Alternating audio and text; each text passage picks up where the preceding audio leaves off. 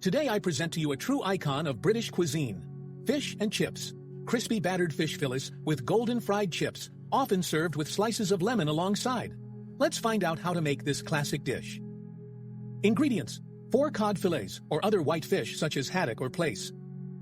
Flour as needed for the batter and to dust the fish. A teaspoon of baking powder.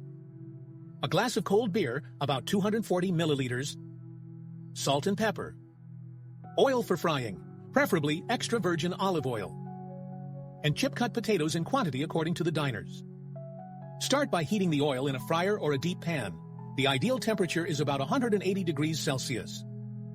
Prepare the batter by mixing the flour with a pinch of salt, pepper, and baking powder. Gradually add the cold beer until you get a lump-free batter.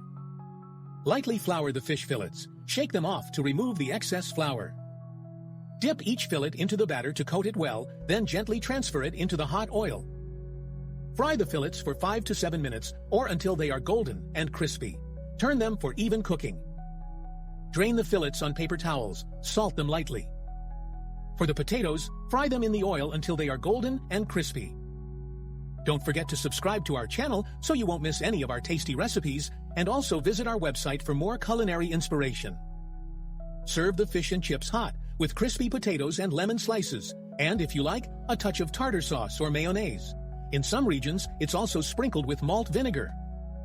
Fish and chips is a symbol of British street food. By adding good olive oil in the cooking, you can give a healthy Mediterranean touch to this timeless classic.